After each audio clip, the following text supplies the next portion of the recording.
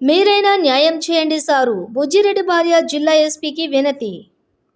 అనంతసాగరం మండలంలోని ముస్తాపురం అలుగు సమీపంలో లిటిల్ ఏంజల్ పాఠశాలలో విద్యార్థిని స్టడీ గురించి ఆరా తీసిన విద్యార్థిని తండ్రి బుజ్జిరెడ్డిపై కరెస్పాండెంట్ మల్లికార్జున నాయుడు యాజమాన్యం కలిసి చేసిన దాడి యత్నంలో బుజ్జిరెడ్డికి తీవ్ర గాయాలైన ఆత్మకూరు ఆసుపత్రిలో చికిత్స పొందుతున్న విషయం తెలిసిందే. అయితే సోమవారం బుజ్జిరెడ్డి భార్య నెల్లూరు జిల్లా ఎస్పీ కార్యాలయంలో ప్రజా సమస్యల పరిష్కార వేదికలో ఎస్పీ కృష్ణకాంత్ను కలిసి తమకు న్యాయం చేయాలని వినతి పత్రాన్ని అందజేశారు.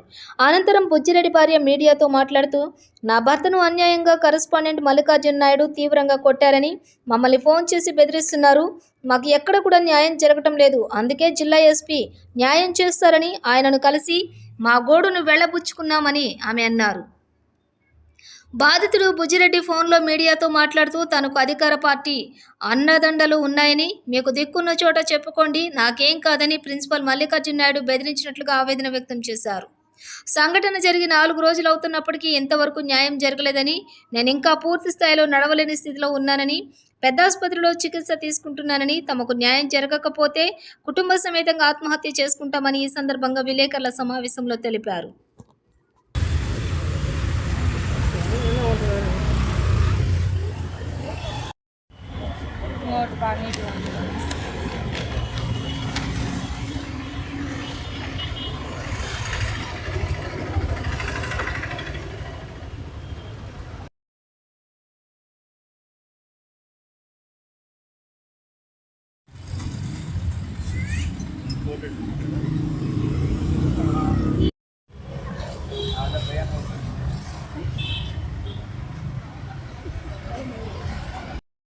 ఇక్కడే చెప్పు, నీ పేరు చెప్పు, జరిగిందంతా చెప్పు, ఇక్కడికి ఎందుకు వచ్చావు అవి కూడా.